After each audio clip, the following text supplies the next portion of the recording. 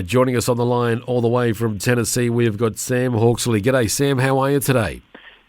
Good, Clayton. How you doing? Doing all right. I'm doing okay where I am, but just for all the listeners here, as we're all going through this insane, crazy world of COVID, how is it for you where you are based in Tennessee at the moment? Well, it's really interesting. It went from over Christmas we had 11,000 new infections per day in Tennessee alone, which was crazy. It's just insane. But now we're down to kind of less than 100 new infections per day, basically because half the population is vaccinated and a good chunk of the rest who aren't vaccinated have had the virus. So, it's crazy to see how quickly it's turned around. Are you doing any gigs or shows or anything at all? Yeah, gigs have started to open up. I went through basically almost 15 months of not doing a gig, just because of the virus and venues were shut down, and so things are starting to open up again. That 15 months, how did you cope through that? Was it a real struggle, or were you able to, for other income sources, you were able to cope okay? It was a struggle. All the gigs that I had got cancelled, and luckily I had a couple of albums that kind of came my way to produce. Yep. One for Amber Joy Polton, who's a South Australian. Yep. I started that basically at the end of the Tamworth Festival in 2020, and then we got back here, and I was going to sort of get the band on the tracks. We did all the vocals in New South Wales before I left to come back to the States, and then COVID happened. So I spent a month or so making that record and another one later in the year, and then in the middle of that I decided I'd make my own record, which was called Birds, and it featured a bunch of songs that I'd written and recorded, but sung, instead of being sung by me, sung by women. So that was another one of the things that sort of kept me going through the pandemic.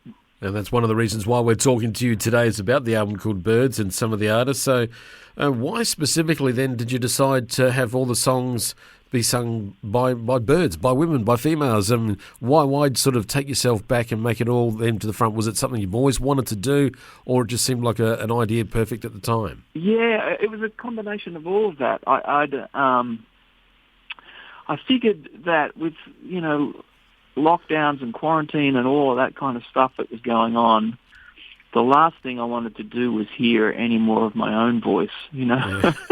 I wanted to hear some other voices, and I write a lot with female singers and female songwriters, so it just sort of seemed natural to kind of, some of the songs that I'd recorded, a good chunk of them over the years have been written with women, and some of those women just sing those songs better than I could ever imagine.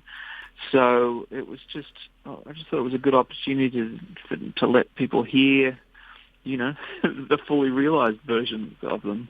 When you suggested to them that this is these artists, and some of them include the likes of Wendy Matthews, Brooke McClymont, Felicity Urquhart, artists that we're familiar with here on Flow, we play their stuff. So when you mentioned it to them, I guess they would have been a quick yes, let's do it, and there was a bit of excitement about it all. Yeah, everybody was really excited about it.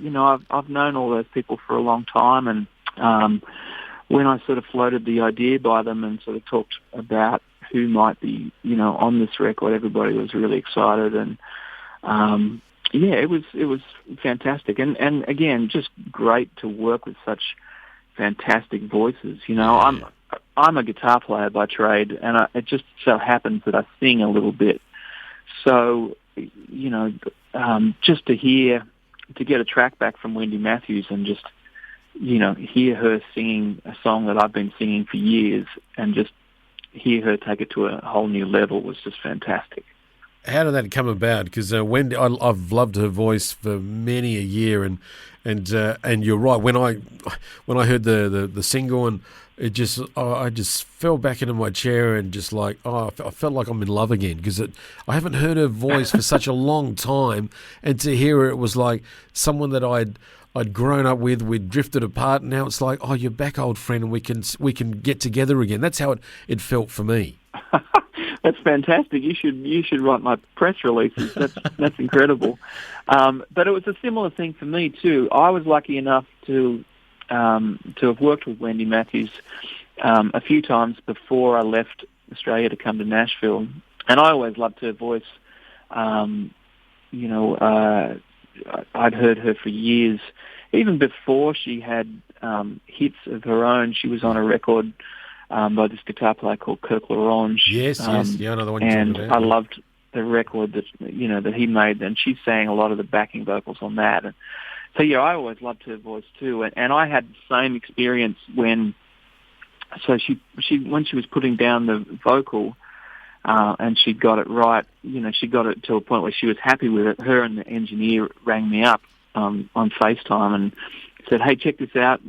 Let us know what you think. If you want us to sort of change anything or whatever, now's the time." And I just sort of sat there and the hair on the back of my neck stood up. I had goosebumps. It was just fantastic. And I actually started laughing at one point, and they stopped. They stopped the playback of the song, and they said, "What's so funny?" And I said, "Oh, it just sounds so good. It's hysterical." So I was really knocked out. I can understand that because, as I said, I haven't heard from her for a long time, and to hear her voice again, it was a moment, and I'm sure anyone, when they get to hear it, and they'll get to hear the song shortly, they will feel exactly the same way. And so I'm glad you got Wendy in it. I'm glad she said yes, and you've done this. It's just fantastic. Was there anyone else that you would have liked to have got on the album, but you just couldn't get them, or just circumstances, or did you have a wish or a bucket list? Oh, look, it was just one of those things that sort of happened organically. I just started, because I was at home during COVID, I couldn't really kind of track a bunch of new stuff. I had to sort of work with, some beds and stuff, music beds that I could put together at home.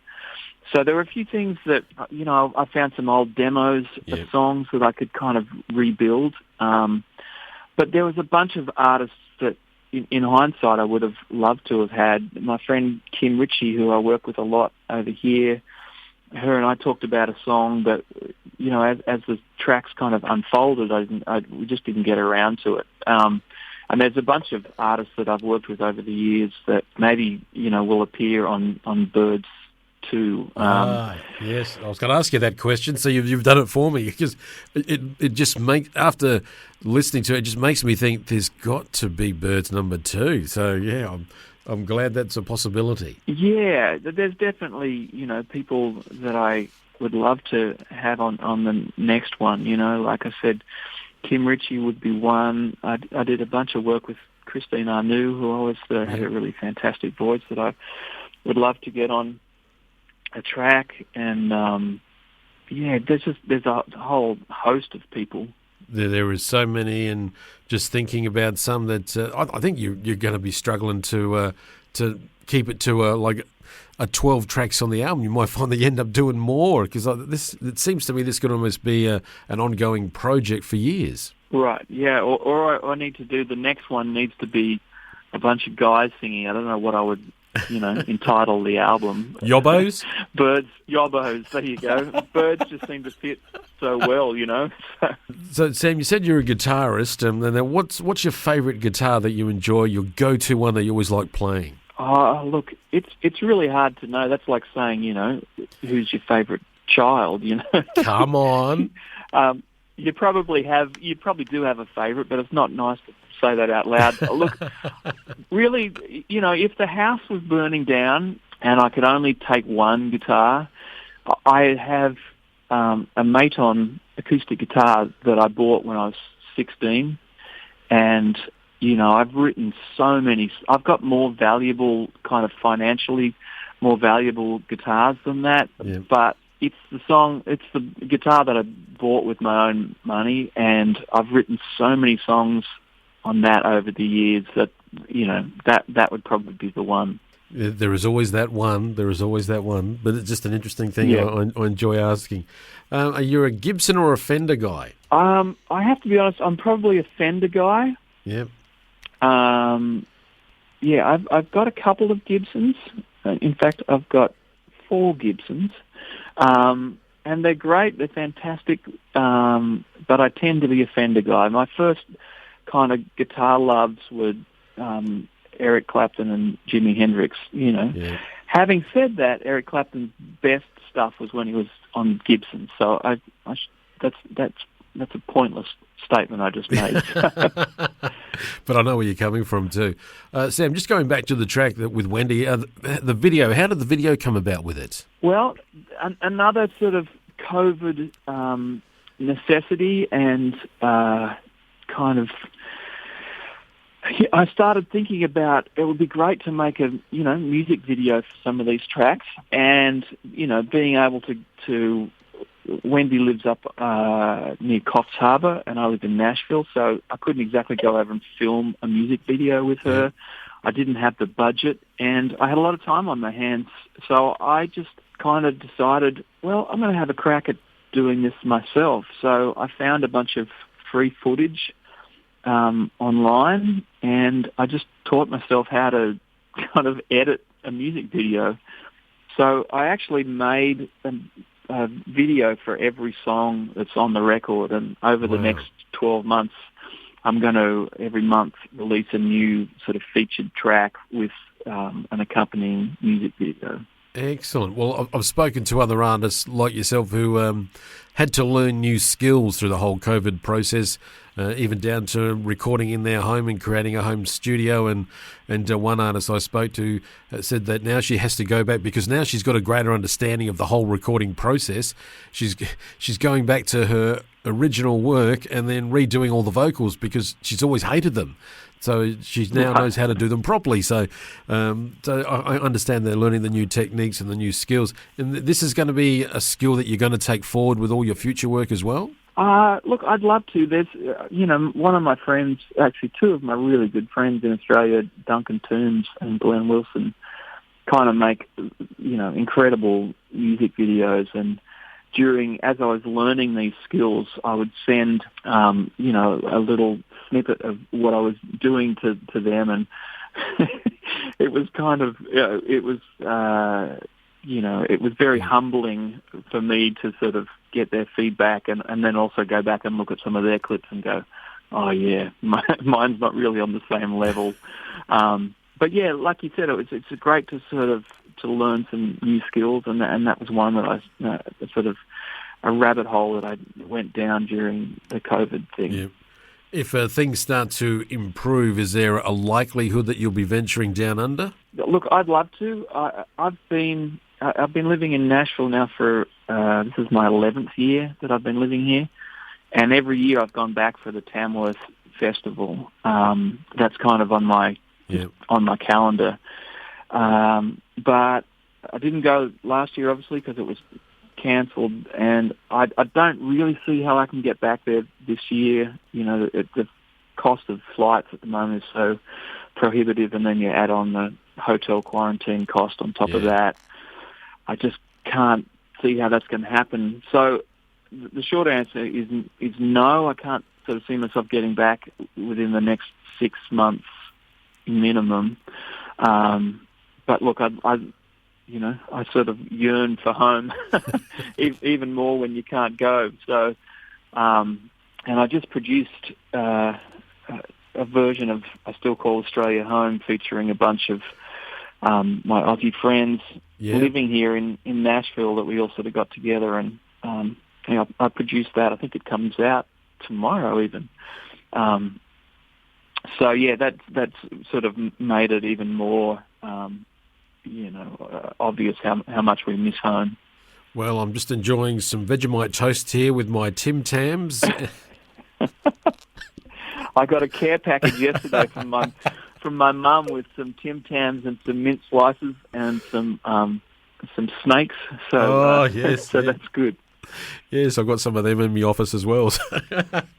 All right. Well, Sam, it has been great chatting to you. I know the song you're talking about, the Still Call Australia Home. I have been made aware of that, so I might need to talk to you about that a bit later on. But at the moment, though, we've got your lead single from your new album called Birds. This is a song with the beautiful voice of Wendy Matthews. Folks, you're going to absolutely love it. But Sam, thank you so much for spending time with us on Flow, and if you could please introduce the track for us. Yeah, this is a song called We All Need Love, and it features Wendy Matthews. It's from my new album called Birds.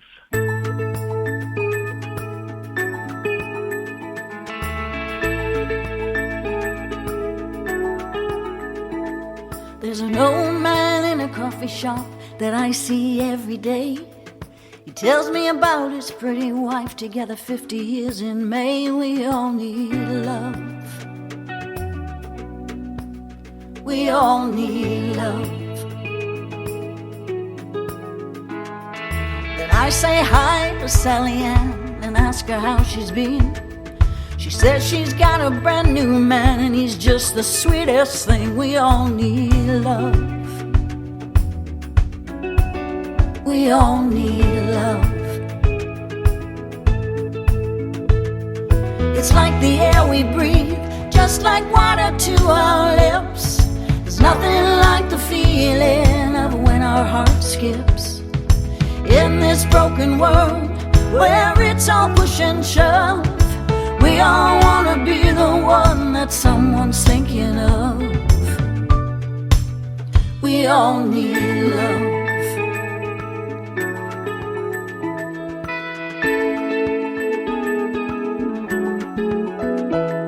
I'm staring out the window at the people passing by. No one stops and no one smiles. Do you ever wonder why? We all need love. We all need love.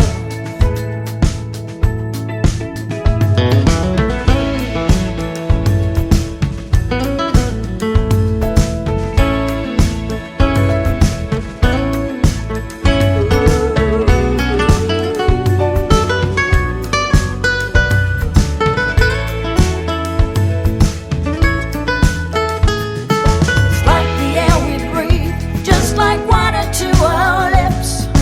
Nothing like the feeling of when our heart skips. In this broken world where it's all push and shove, we all want to be the one that someone's thinking of. We all need love. There's 7 billion people circling round the sun. It's hard to believe that we ever find the one. We all need love. We all need love. It's like the air we breathe, just like water to our lips. There's nothing like the feeling of when our heart skips. In this broken world where it's all push and shove,